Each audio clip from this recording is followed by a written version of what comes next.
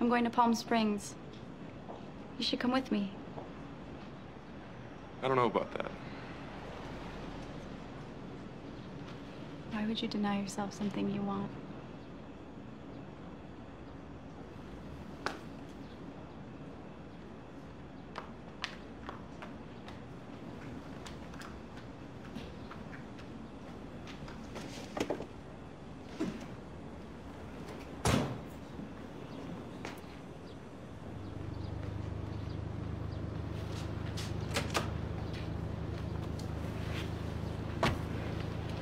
You want to get your things?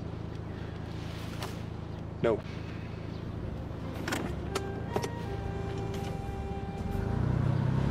So, throughout its 7-season run, Mad Men has amassed quite a few scenes where Don Draper, seemingly out of nowhere, comes up with the perfect pitch, the perfect idea, the perfect way to sell a product, and everyone is amazed and they all suck his dick because he's the best and blah blah blah blah blah. These scenes usually come off as impressive because they're presented kind of the same way you would present a scene where a detective finally figures out the solution to the mystery, and you're watching and you're like, yeah, Don's really fucking cool. But what's really interesting about these scenes is that they usually metaphorically parallel the arc that Don is going through in that episode or in that season. Now, there are quite a few of these scenes, but the one that usually stands out for fans of this show is the carousel scene from the season 1 finale. So, what does this scene mean for Don Draper? Why is it such an emotionally powerful moment? And what is he actually selling in this scene? Just to add a bit of context, earlier in this episode, Don found out that his brother, the brother he pushed out of his life a few episodes earlier, had just killed himself. Obviously, Don feels guilty about this, he feels regret. In another scene, we also see Betty talking to her therapist. He doesn't know what family is. He doesn't even have one.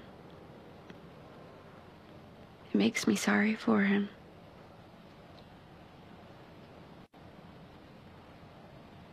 When in fact I should be angry. Very angry, you know? That I put up with it like some ostrich.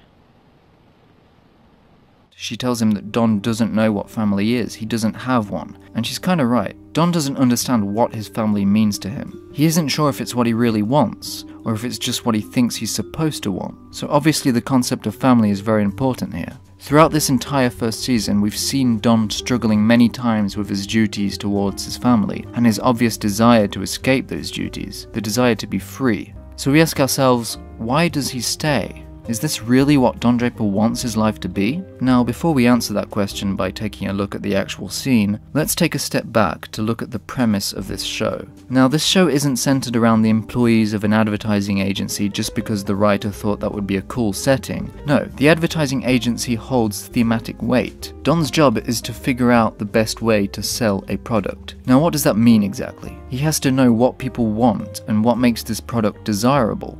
He needs to know what emotions to tap into, and it's that ability that he displays in this scene. So this scene isn't just about Don showing off his great idea for an ad, it's also about him trying to sell this ad to the clients.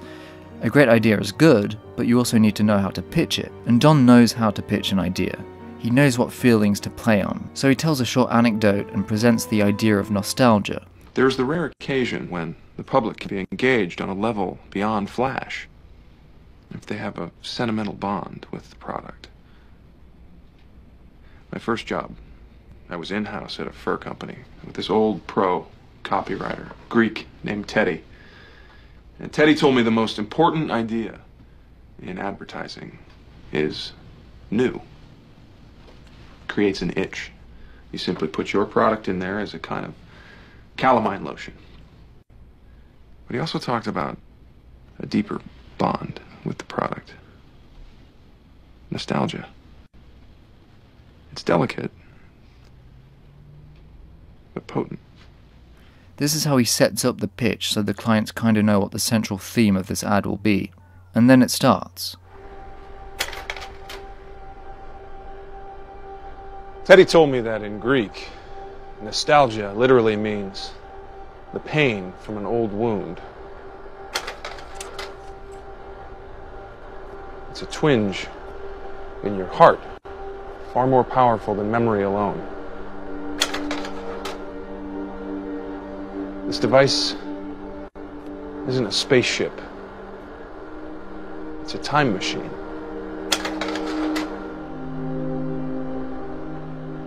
It goes backwards and forwards.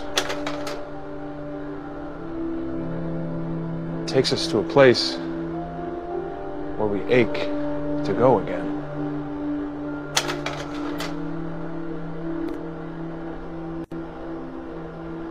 It's not called the wheel. It's called the carousel. It lets us travel the way a child travels.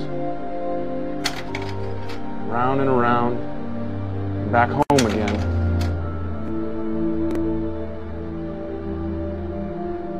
To a place where we know we are loved.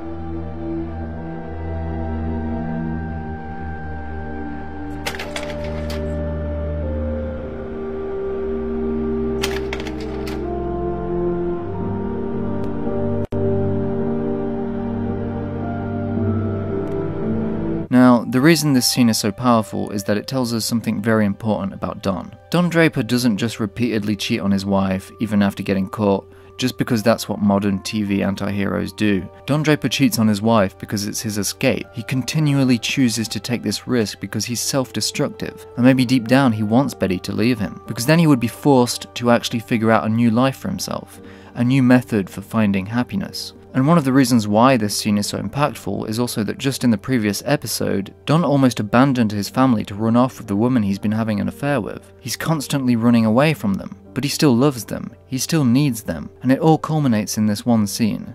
In this moment, we understand why he stays, and we see Don himself finally understanding it too. In this moment, Don proves Betty wrong.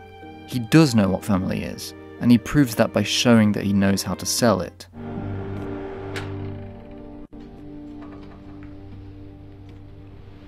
Good luck at your next meeting.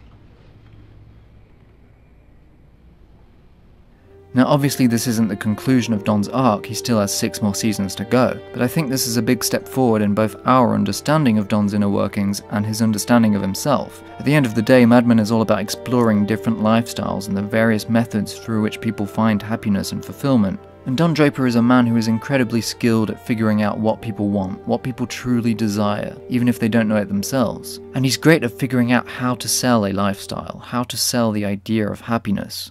But the great irony of Don Draper is that he doesn't know what he wants. He doesn't know how to find happiness. That is until the series finale, however, which shows us Don finally actually running away, escaping. And it's only when he runs away that he finds happiness. Or maybe he just figures out how to sell it.